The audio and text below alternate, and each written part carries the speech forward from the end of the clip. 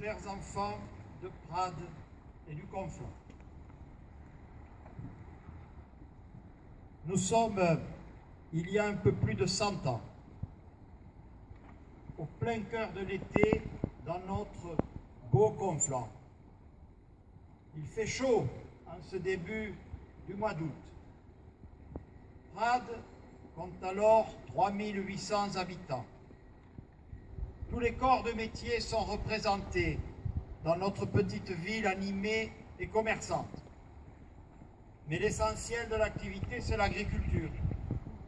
Il y a encore des fermes, des vaches, des chevaux, des moutons, à l'intérieur même de la ville.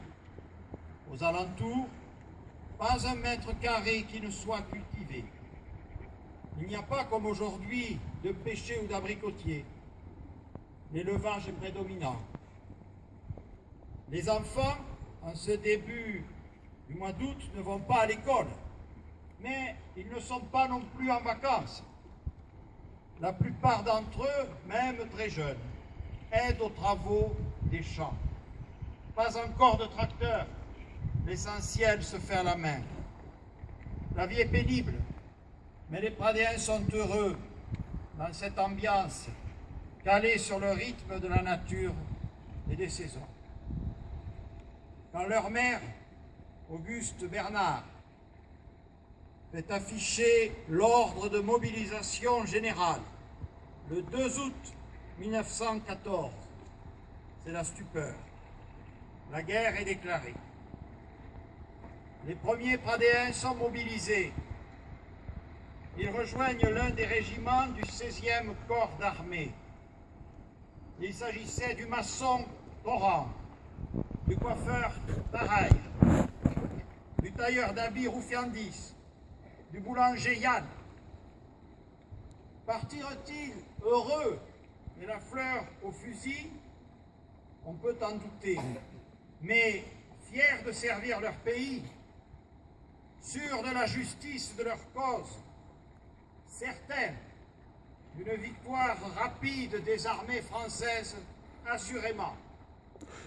Pourtant, cette guerre, que l'histoire qualifia de grande, fut la plus meurtrière que notre pays ait jamais connue. Pendant 4 longues et terribles années, plusieurs centaines de jeunes Pradéens partirent au front, de Verdun au chemin des Dames, dans la Somme ou en Alsace, mais également très loin de notre frontière, puisque la guerre était mondiale. Et des Pradéens combattirent aux Dardanelles, en Macédoine et même au Cameroun. Parmi eux, un homme alors âgé de 42 ans est mobilisé en 1916. Il s'agit de Gustave Viollet. C'est un artiste pradéen de très grand talent qui a installé son chantier de sculpteur et de céramiste à la plaine Saint-Martin, derrière notre collège qui porte aujourd'hui son nom. C'est un homme gai, original, conseiller municipal de Prades, chargé de la culture et des festivités. Il part à la guerre pour défendre les valeurs de la République et celles de la culture et de la civilisation française. Comme des millions d'hommes, il connaîtra l'horreur des tranchées, le froid, la souffrance, des combats presque au corps à corps pour gagner ou perdre quelques mètres carrés. Il verra beaucoup de ses amis mourir à ses côtés, tel l'écrivain Louis Codet, dont une rue de Prades porte aujourd'hui le nom. À son retour, en 1918, Gustave Viollet, dont les collégiens ont si magnifiquement célébré la mémoire l'année dernière, n'est plus le même homme. Il est démoralisé, profondément triste. Lui qui, avant la guerre, célébrait à travers son art la beauté des paysages catalans, la lumière et la joie des gens simples, décide de se spécialiser dans les monuments aux morts. Il en réalisera plusieurs dizaines partout dans le département et au-delà. Et bien sûr, celui de Prades, inauguré en 1925, magnifique de pureté et de pudeur, représentant cette femme, cette maman, éplorée par la perte d'un proche. Car si Gustave Violet revint déprimé de la guerre, au moins était-il vivant. Plus de 95 Pradéens trouvèrent la mort sur les champs de bataille. Et vous avez tout à l'heure appelé leurs noms qui sont gravés sur ce monument. Les archives municipales évoquent la triste besogne du maire de l'époque, mon ancien prédécesseur, devant aller annoncer aux familles la mort d'un fils, d'un mari, d'un papa, d'un frère. Au total, ce sont près d'1 700 000 Français qui perdirent la vie au cours de cette guerre. Et pourtant, 45 ans plus tôt, c'était leurs grands-parents qui avaient déjà combattu la même Allemagne. Et pourtant, 22 ans plus tard, ce sont leurs enfants qui seront à nouveau mobilisés dans une guerre européenne puis mondiale.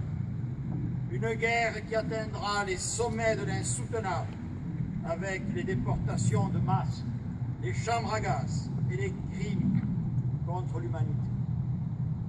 Depuis lors, les hommes et les femmes de bonne volonté ont enfin trouvé le remède contre cette fatalité. Ce remède, chers enfants de Prades, s'appelle l'Europe unie que nous bâtissons ensemble depuis 1945. Cette Europe, vous entendez aujourd'hui qu'elle est critiquée et malmenée. Mais je vous demande de ne jamais oublier qu'elle nous a amené le bien le plus précieux, la paix, devant laquelle ses défauts et ses insuffisances sont bien peu de choses. Cette Europe, rempart contre la guerre, symbole de la fraternité et du refus du repli sur nous-mêmes. Il est de notre devoir aujourd'hui, il sera du vôtre demain, de l'aimer, de la conforter et de la consolider. Et si vous êtes en proie au doute, alors venez devant ce monument aux morts.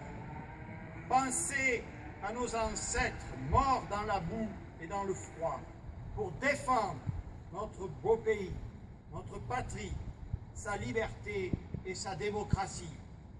Pensez à ces soldats qui aujourd'hui encore meurent dans le monde pour défendre ces mêmes valeurs. Pensez à leurs familles durablement éplorées. Pensez à Jules Maurice, mort le 30 septembre 1918. Il est là, vous avez appelé son nom. Quelques semaines à peine avant l'armistice signé le 11 novembre. Il avait à peine 18 ans, bientôt votre âge. Vive la paix, vive l'Europe, vive la République et vive la France.